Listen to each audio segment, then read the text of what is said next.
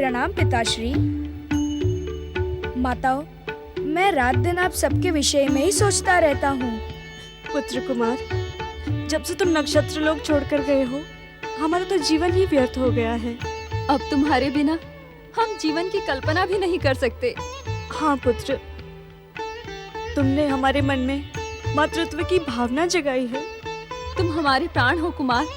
पुत्र, तुम हमारे साथ नक्षत्र लोक लौट चलो।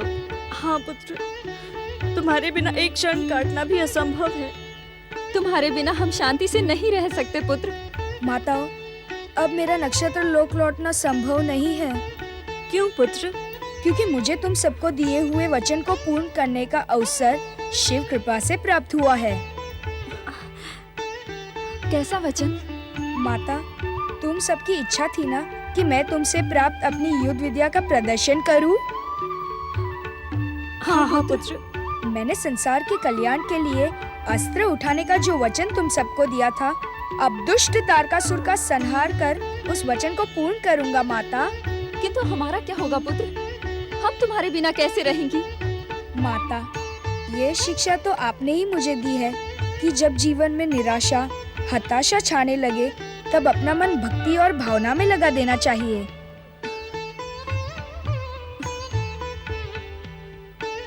माताओं, आप सब अपना मन परम देव श्री महागणेश और देवादिदेव भगवान शिव की भक्ति में लगाए।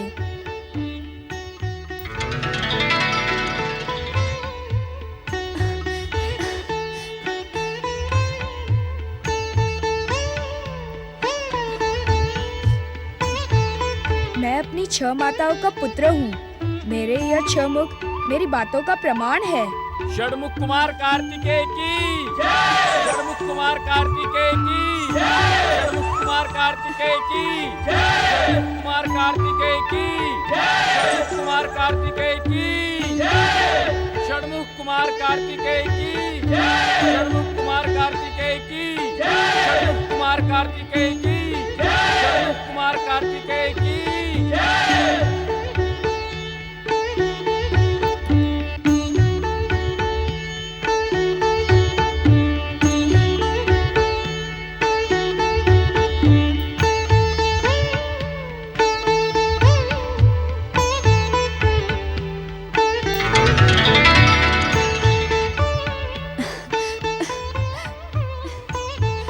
माताओं, आप सबकी जब भी इच्छा हो तब आप मुझसे कैलाश मिलने चली आना, किंतु मुझे नक्षत्र लोक लौटने की आज्ञा न दे।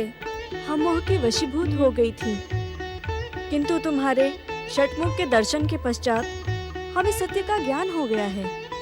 पुत्र, शिव इच्छा से तुमने इस संसार के कल्याण के लिए ये अवतार धारण किया है। हम अपने मोह से तुम्हें विवश नहीं करेंगे।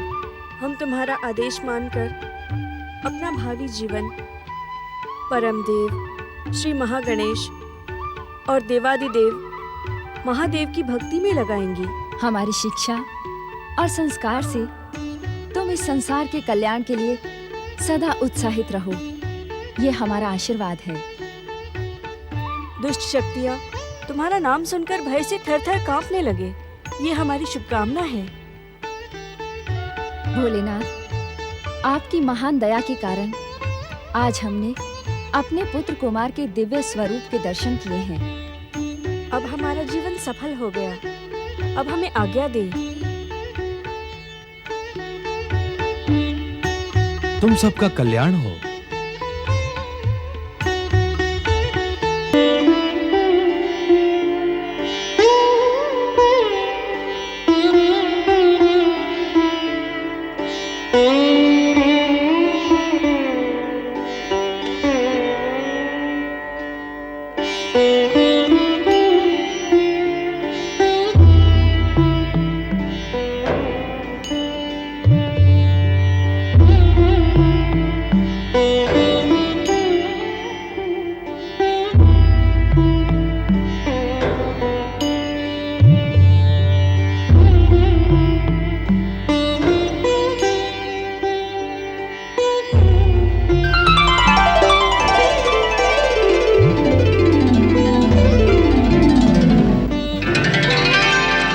शक्ति स्वरूपा देवी पार्वती का उद्विग्न और निराश होना अनुचित है।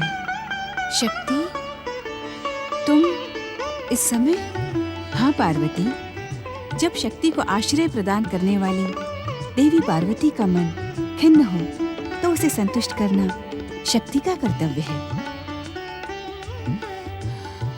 पार्वती, इस प्रकार पुत्र के व्यवहार पर चिंतित और निराश होना तुम्हें शोभा नहीं देता।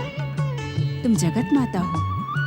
तुम्हारे स्वामी शिव कितनी बार तुम्हारे सन्मुख इस सत्य का उल्लेख कर चुके हैं, किंतु कार्तिकेय के व्यवहार में तो किस व्यवहार का उल्लेख कर रही हो तुम? शक्ति, शिव पुत्र और मेरा पुत्र होते हुए भी कार्तिकेय उन 6 कृतिकाओं का ही पुत्र है। ये उसके नाम से भी सिद्ध होता है।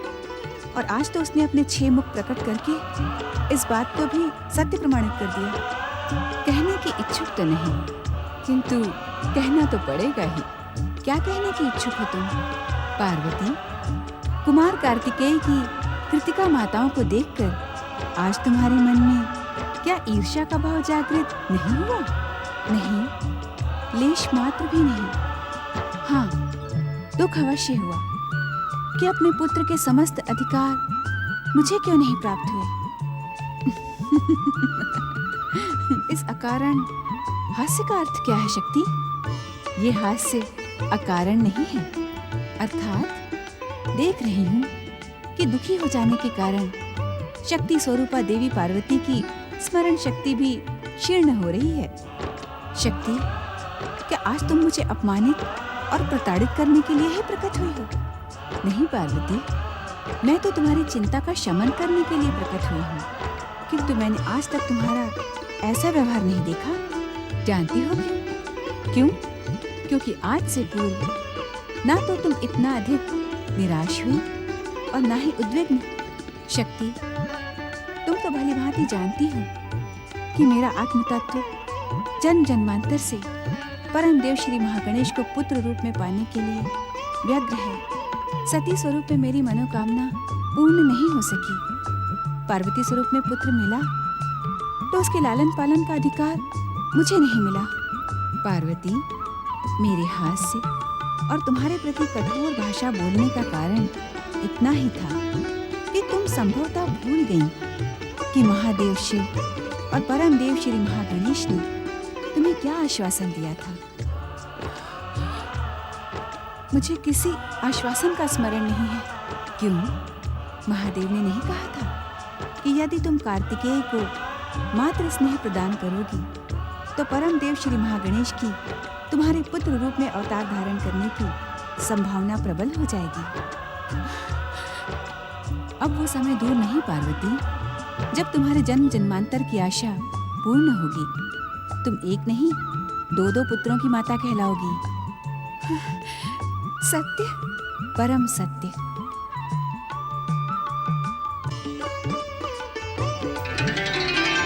माता, आप अभी अभी जिनसे बात कर रही थी वो कौन थी? और जो थी वो एकाएक अदृश्य क्यों हो गई? वे तुम्हारी शक्ति माता थी पुत्र।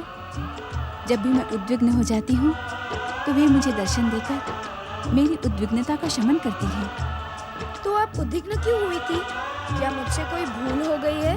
नहीं नहीं पुत्र, तुमसे भूल होने का तो प्रश्न ही नहीं उठता। बालक का मन तो निष्पाप और निस्वार्थ होता है।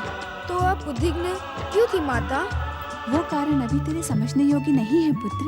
शक्ति माता ने आपकी उद्विग्नता का शमन कर दिया माता? हाँ पुत्र। माता, यदि मेरा मन उद्विग्न होगा तो क्या शक्ति माता मेरी भी उद्विग्नता का शमन करेगी?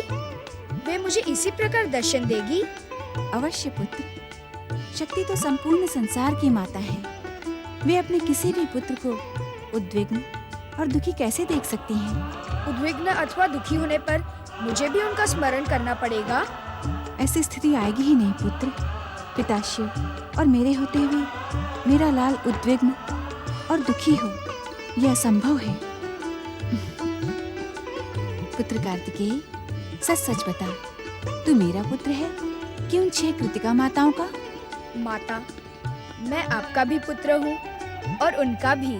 अभी अभी तो आपने कहा कि मैं शक्ति माता का भी पुत्र हूँ। जिस प्रकार शक्ति माता समस्त संसार की माता है, उसी प्रकार मैं आप सब माताओं का भी पुत्र हूँ। मैं आप सबसे समान रूप से स्नेह करता हूँ माता। तू माता, अवश्य पुत्र। आप सब भी मुझसे समान रूप से स्नेह करती हो ना? हाँ पुत्र, माता के प्रेम और समर्पण को शब्दों में व्यक्त करना असंभव है। माता, आप मुझे भगवान शिव की कथा सुनाइए ना। सब मुझे शिव पुत्र कहते हैं, पर मैं उनके विषय में कुछ भी नहीं जानता। आप मुझे पिताश्री के विषय में सब कुछ बताएं। शिव कथा सुनने की इच्छा तुम्हारे मन में कैसे जागृत हुई पुत्र? माता, जब मैं नक्षत्र लोक में था, तब मेरी कृतिका माताएं मुझे प्रतिदिन कथा सुनाया करती थी। भगवान शिव के नाम से परिचित होने के पश्चात मेरा मन सदा उनकी कथा सुनने को उत्सुक रहता है। शिव का नाम ही ऐसा है पुत्र। शिव का अर्थ होता है कल्याण। वे हर एक का कल्याण करते हैं। संसार के कल्याण के लिए बड़े से बड़ा त्याग करते हैं। बता पुत्र, कल्याण रूपी शिव की कौन सी कथा सुनेगा? माता, आपका और पिताश्री का मिलन कैसे हुआ? पुत्र कार्तिकेय, मेरा जन्म पृथ्वी लोक के हिमालय राज्य के सम्राट महाराज हिमालय के महल में हुआ। परम देव श्री महागणेश की प्रेरणा से मेरा मन कल्याण रूपी शिव की ओर आकर्षित होने लगा। किस प्रकार? एक बार देवर्षि नारद हिमालय महल पधारे और मेरी हस्तरेखाओं को देखकर कहने लगे, महारानी मैना, आपकी पुत्री देवी पार्वती अत्यंत सौभाग्यशालिनी है। इनके पति संसार के सर्वश्रेष्ठ शक्ति संपन्न, दिव्य, तेजस्वी एवं परम ज्ञानी होंगे। इतने अधिक गुण संपन्न व्यक्ति कौन है देवर्षि? महाराज हिमालय, वे विचित्र वेशधारी, योग और वैराग्य के मूर्तिमान आदर्श हैं। उन्हें पति रूप में प्राप्त करने के लिए पार्वती को कठोर परीक्षाएं देनी होंगी। मैंने परम देव श्री महागणेश की आराधना प्रारंभ कर दी। पुत्र, श्री महागणेश से देवादिदेव महादेव का परिचय जानकर मेरा मन उनकी ओर आकर्षित हो गया और मैंने मन ही मन निश्चय कर अपना सर्वस्व शिव चरणों में समर्पित कर दिया। पुत्र कार्तिकेय, इस प्रकार मैंने संसार की सर्वश्रेष्ठ शक्ति संपन्न, दिव्य तेजस्वी, योग और वैराग्य के मूर्तिमान आदर्श परम ज्ञानी शिव को प्राप्त कर लिया।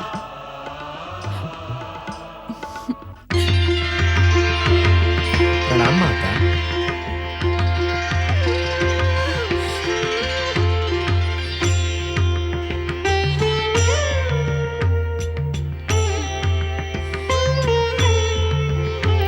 माता, आपके हृदय में उमड़ते मातृ स्नेह को देखकर मेरा मन अत्यंत प्रसन्न हो गया है। सत्य कहूं माता, तो मेरा मन भी भैया कार्तिकेय की भांति आपकी गोद में खेलने को मचल रहा है। तो अपनी इच्छा पूर्ण करो सर्वेश्वर। मुझे अपनी माता बनने का परम पावन सौभाग्य प्रदान करो। सौभाग्य तो मैं प्राप्त करूंगा माता। अब अधिक समय मैं आपसे दूर नहीं रहूंगा। मैं शीघ्र ही आपके दूसरे पुत्र के रूप में अवतार धारण करूंगा। तो क्या परम देव के वचन पूर्ण करने का समय निकट आ गया है? अति निकट माता। अब मेरी और आपकी अर्थात हम दोनों की प्रतीक्षा का अंत होगा। अब मुझे आपकी शिक्षा, संस्कार तथा माता का निश्चल प्रेम प्राप्त होगा तथा आपकी जन्म जन्मांतरों की अभिलाषा पूर्ण होगी। सत्य परम देव, आप सत्य कह रहे हैं? हाँ माता, परम सत्य। इस विशाल कैलाश में भैया कार्तिकेय अकेले हैं ना? उनके साथ खेलने वाला उनका भी तो कोई भाई होना चाहिए ना? भैया कार्तिकेय के संग खेलने का आकर्षण मुझे शीघ्र अवतार धारण करने के लिए विवश कर देगा। निश्चिंत रहो माता, मैं शीघ्र ही अवतार धारण करूंगा।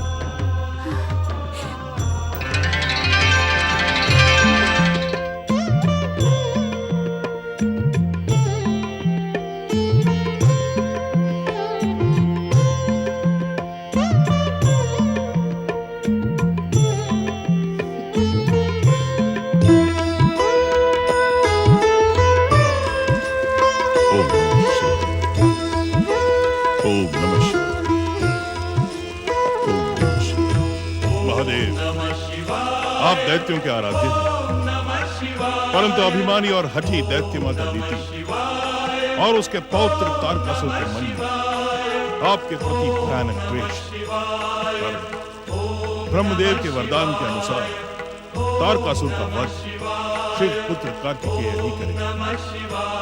इस अप्रिय सत्य को टालने और तारकासुर के कारण सर्वोच्च शिखर पर पहुंची दैत्य जाति के हित के लिए मैं आपसे प्रार्थना करता हूं कि आप दीति और तारकासुर के मन से शिव द्वेष समाप्त करें, जिससे वो दोनों भी मेरे ही समान आपकी भक्ति के लिए प्रस्तुत हो सके और आपकी महान कृपा से तारकासुर क्षमा प्राप्त कर सके।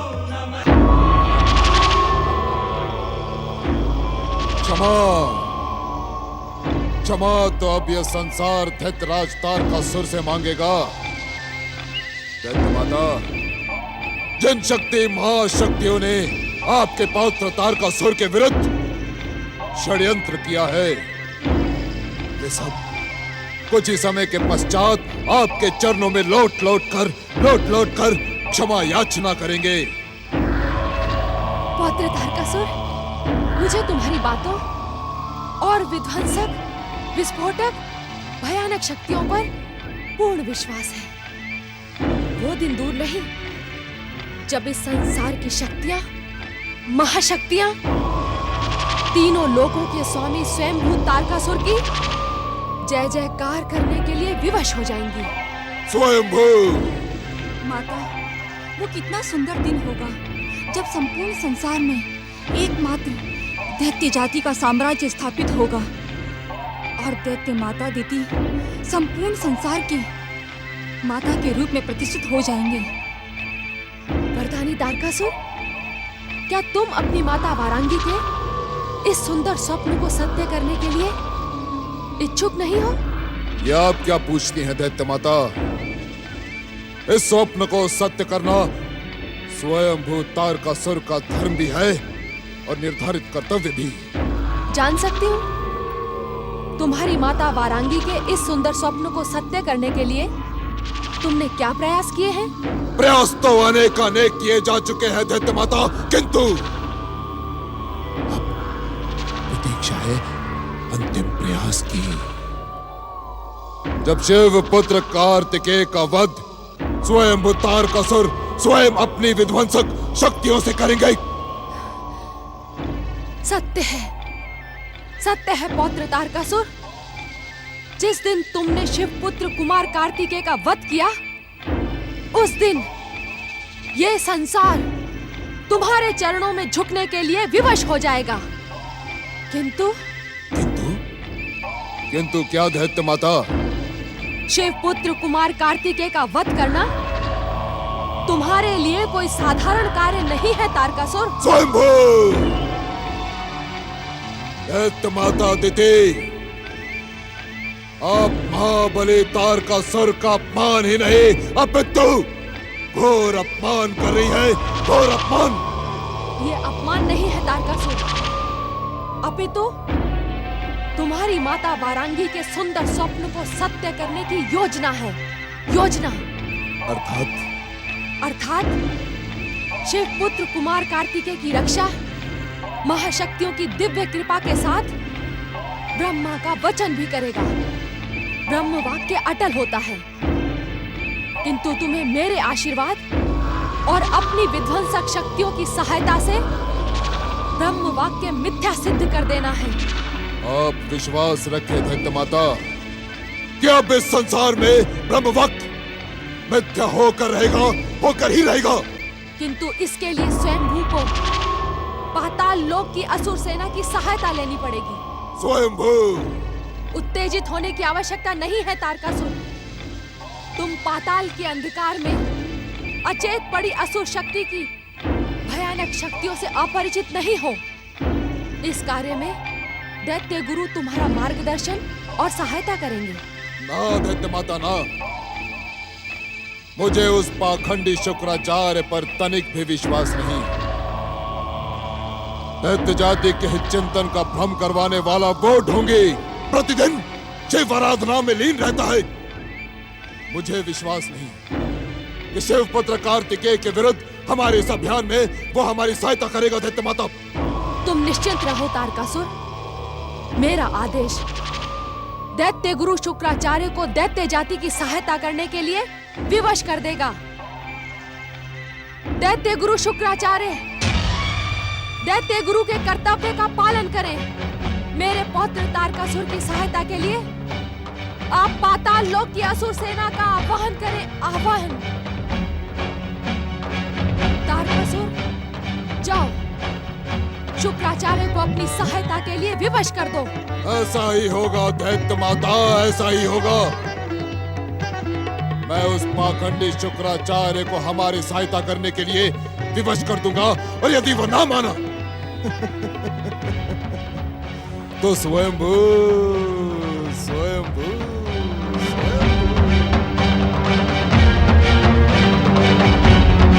आप निश्चिंत रहे शिव शंकर। दैत्य गुरु शुक्राचार्य को दैत्य गुरु होने से अधिक अपनी शिव भक्ति का गर्व है। इस संसार की कोई भी शक्ति उसे शिव के विरुद्ध जाने के लिए विवश नहीं कर सकती। स्वयंभू शुक्राचार्य स्वयंभू, मुझे देखकर चकित होने की आवश्यकता नहीं है। मैं भली भांति जानता हूं कि तुम मुझे पहले ही पाताल में जाकर रहने का परामर्श दे चुके हो, और स्वयंभू इस परामर्श को ठुकरा भी चुके हैं। तो अब तुम यहाँ किस उद्देश्य से प्रकट हुए हो? स्वयंभू, ढोंगी और पाखंडी तो तुम पहले से ही थे, क्या अब तुम मिथ्या वचनी भी हो गए शुक्राचार्य? क्या तुमने दैत्य माता दीदी का आदेश नहीं सुना, अथवा सुनकर भी ना सुनने का भ्रम करवा रहे हो? हाँ तारकासुर! शुक्राचार्य, सत्य को सुनकर उत्तेजित न हो। जो व्यक्ति अपने कुकर्मों और दुष्कर्मों से स्वयं अपनी मृत्यु की ओर बढ़ रहा है, उस पर उत्तेजित होकर हम अपनी उत्तेजना को कष्ट देने के इच्छुक नहीं हैं। शुक्राचार्य, तो अब सत्य को सुनकर तुम उत्तेजित हो गए ना? स्वयंभू, मेरी उत्तेजना तुम्हारे हित में शुभ न होगी शुक्राचार्य। शिव भक्ति करने वाले परिणाम के शुभ अशुभ से भयभीत नहीं होते तारकासुर। मैंने तुम्हारी पितामही और दैत्य माता अदिति का आह्वान सुना है, किंतु मैं उनका आदेश मानने के लिए बाध्य नहीं हूँ। इसी कारण कि तुम दैत्य गुरु होते हुए भी दैत्य शत्रु की भूमिका निभा रहे हो, किंतु स्वयंभू तुम्हारे दुष्कर्मों और कुकृत्यों को कदापि क्षमा नहीं करेंगे शुक्राचार्य। अपने कुकृत्यों और दुष्कर्मों के लिए क्षमा की प्रार्थना करो तारकासुर।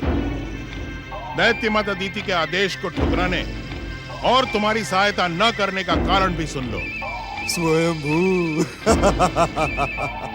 सुनाओ शुक्राचार्य, सुनाओ। आज स्वयंभू तीनों लोकों के स्वामी दैत्यराज तारकासुर स्वयं तुम्हारे पाखंड को सुनने यहाँ आए हैं। सुनाओ शुक्राचार्य। तारकासुर, शिव पुत्र के संहार का विचार तुम्हारे अंत को और अधिक निकट ले आएगा। दैत्य माता अदिति के आह्वान को स्वीकार करते हुए यदि हमने पातालवासी असुरों का आह्वान किया, तो वे निर्दोष तुम्हारे साथ साथ शिव पुत्र के हाथों मारे जाएंगे। उनकी हत्या का पाप मुझे लगेगा। स्वयंभू,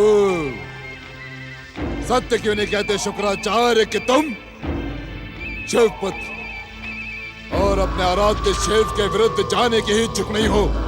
यदि तुम्हारी बुद्धि और विवेक इसे सत्य मानता है, तो यही सत्य है तारकासुर। मैं शिव के विरुद्ध कदापि नहीं जा सकता, क्योंकि शिव के विरुद्ध जाने का अर्थ है तुम्हारा अंत। इस पाखंड से उचित यही होगा शुक्राचार्य कि तुम दैत्य गुरु का पद त्याग कर कैलाश पर जाकर शिव चरणों में बैठकर शिव पुत्र की सहायता करो, क्योंकि ना तो तुम दैत्य गुरु के पद के योग्य हो और ना ही स्वयंभू तारकासुर तुमसे प्रसन्न है। दैत्य गुरु का सम्मानित पद ना तो मुझे तुम्हारी कृपा से मिला है, और ना ही मुझे अपनी योग्यता का प्रमाण पत्र तुमसे बनवाना है। तुम्हारी प्रसन्नता का भी हमारे लिए कोई मूल्य नहीं है। तुम्हारे जीवन की रक्षा करने का विचार बार बार मेरे मन में उठता है कि भगवान शिव तुम्हें सद्बुद्धि दे और तुम महाकाल से टकराने का विचार छोड़कर शिव भक्ति और शिव को शिव शिव शिव शिव। कहीं ऐसा न हो शुक्राचार्य कि शिव पुत्र के साथ ही स्वयं तारकासुर का क्रोध तुम्हारे आराध्य शिव पर भड़क उठे। विनाश काले विपरीत बुद्धि। शिव शिव शिव शिव शिव शिव। हे भोलेनाथ, हे आशुतोष, इस मूल बुद्धि तारकासुर के दुस्साहस को क्षमा करें। शिव शिव है? उस दिन की प्रतीक्षा करो शुक्राचार्य, जिस दिन तुम्हारा जटाधारी शिव भी दैत्यराज तारकासुर की जय जयकार करेगा। मुझे पहले से ही विश्वास था कि तुम दैत्य जाति की सहायता कदापि नहीं करोगे। दैत्य माता दीति के प्रार्थना के कारण ही मैं आज तुम्हारे सम्मुख उपस्थित हुआ हूँ शुक्राचार्य। दैत्य माता दीति का आदेश और हमारी उपेक्षा का परिणाम तुम्हें भविष्य में भुगतना ही होगा शुक्राचार्य। स्वयंभू स्वयंभू शुक्राचार्य। शिव शिव शिव शिव।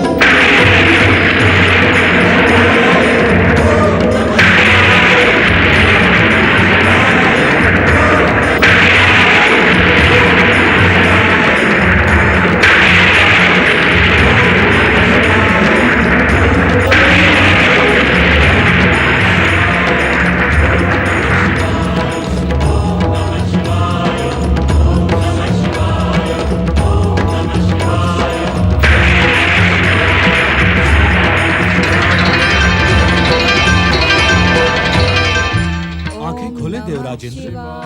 देवी शची, अपनी साधना को विराम दें। हम आपकी निरंतर आराधना से प्रसन्न हैं।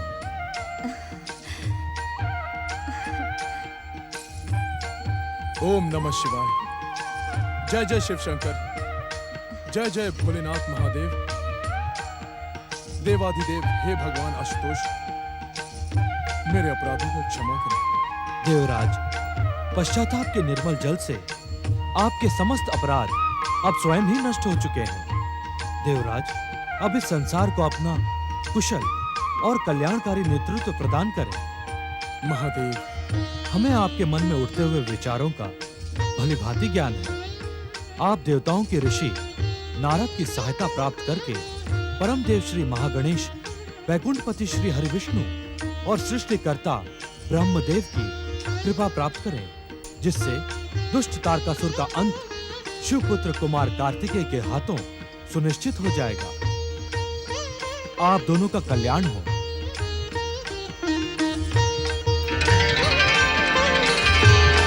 जय जय शिव शंकर। नारायण नारायण नारायण, श्रीमन नारायण नारायण नारायण। देवर्षि नारद की जय। देवर्षि नारद की जय। ब्रह्मा जी के मानस पुत्र परम देव श्री महागणेश के परम भक्त, भागवत भक्ति के आधार, भगवान शिव के प्रमुख आराधक देवर्षि नारद की जय। देवर्षि नारद की जय। नारायण नारायण, जय श्री महागणेशाय नमः। देवराजेंद्र, मैं ये देख रहा हूँ कि स्वार्थ व्यक्ति से कैसे कैसे कार्य करवा लेता है, जिसकी कल्पना भी नहीं की जा सकती। देवर्षि, आप इस जय जयकार के सच्चे अधिकारी हैं। इसी कारण हमने आपकी जय जयकार की। इसमें भला हमारा स्वार्थ क्या हो सकता है? नारायण नारायण। देवऋषि, एक लंबे समय के पश्चात हमें आपके मंगलकारी दर्शन प्राप्त हुए। इसी कारण हम अपना हर्ष व्यक्त करने के लिए आपका जयगान कर रहे हैं। देवर्षि, आप हम देवताओं के सच्चे शुभचिंतक हैं, मार्गदर्शक हैं। इस कारण आपकी जय जयकार करना हमारा धर्म भी है और कर्तव्य भी है। नारायण नारायण। देवगण, मैं अपने आप को किसी भी जय जयकार का अधिकारी नहीं समझता। ऐसा क्यों देवर्षि? ऐसा इसलिए देवराज कि मैं तो परम देव श्री महागणेश, त्रिदेव एवं त्रिदेवियों का सेवक मात्र हूँ। सेवक की जय जयकार करने से उचित तो यही होगा कि आप स्वामी की जय जयकार करें। नारायण नारायण। किंतु देवर्षि, स्वामी तक पहुंचने का मार्ग तो आप ही हमें दिखाते हैं ना, इस कारण आप ही हमारे स्वामी हुए। वरुण देव, स्वामी बनना सरल है, किंतु उसकी मर्यादा का पालन करना अत्यंत कठिन कार्य है। ये नारद तो सेवक बनने में ही प्रसन्न है। कारण? देवराजेंद्र, स्वामी शब्द स्वामित्व का सूचक है और इस शब्द की अहंकार के साथ घोर शत्रुता है। अब मुझ में परमदेव श्री महागणेश, त्रिदेव एवं त्रिदेवियों जैसी सामर्थ्य तो है नहीं कि स्वामित्व से उपजे अहंकार को मैं पचा सकूं। इसीलिए मैं तो सेवक बने रहने में ही प्रसन्न हूँ। यदि आपको जय जयकार करनी ही है तो उनकी जय जयकार करें। परम देव श्री महागणेश, त्रिदेव और त्रिदेवियों की जय। देवर्षि, इस समय हमारे हृदय में संसार के कल्याण की भावना प्रबल हो रही है। यदि आपकी आज्ञा हो तो आपसे निवेदन करें। नारायण नारायण। देवराज, आज आपकी भाषा को सुनकर ऐसा प्रतीत हो रहा है कि जैसे देवराजेंद्र नहीं, किसी भाषा की पाठशाला का कोई सुसंस्कृत आचार्य बोल रहा हो। नारायण नारायण। आप मेरी बात को अन्यथा ना लें। आप क्या कहने के इच्छुक हैं, आप कहें। देवर्षि, हमारी प्रार्थना में निश्चित रूप से संसार का कल्याण छुपा है। जब तक तारकासुर का संहार शिवपुत्र द्वारा नहीं होगा, तब तक सारा संसार तारकासुर के अत्याचारों से पीड़ित रहेगा। देवर्षि, उस दुष्ट तारकासुर के अंत का कोई ना कोई उपाय अब आपको करना ही चाहिए। देवर्षि, कोई ऐसा उपाय करें जिससे शिवपुत्र कुमार कार्तिकेय शीघ्र ही यह कार्य संपन्न कर सकें। शिव पुत्र के कैलाश आगमन का उद्देश्य ही देव सेनापति बनकर दुष्ट तारकासुर का वध करना था। अब विलंब क्यों? देवर्षि, युद्ध में विलंब होने के कारण तारकासुर अपनी विध्वंसक शक्तियां बढ़ाता जा रहा है। कुछ समय पश्चात उसे मारना तो दूर, परास्त करना भी कठिन हो जाएगा। देवर्षि, परम देव श्री महागणेश की कृपा से संसार के हर सत्य से आप भली भांति परिचित हैं। भोलेनाथ ने स्वयं मेरे अपराधों को क्षमा कर आपकी सहायता पाकर दुष्ट तारकासुर के अंत की योजना बनाने का आदेश दिया है। देवराज, मैं भोलेनाथ के आदेश से भली भांति परिचित होकर भी आप हमारी प्रार्थना नहीं सुन रहे हैं देवर्षि। नारायण नारायण। देवराज एवं देवगण, मैं इस समय देवताओं के ऋषि होने का कर्तव्य ही निभा रहा हूँ। देवताओं के ऋषि का कर्तव्य अर्थात? नारायण नारायण, अर्थात ये देवराज कि मैं ये देखना चाहता था कि शिवाराधना से आपके उद्विग्न मन में धैर्य, भक्ति और संयम का उदय हुआ अथवा नहीं। आप अपनी परीक्षा में सफल रहे देवराज, और आपकी ये सफलता तारकासुर के अंत का निश्चित कारण बनेगी। नारायण नारायण।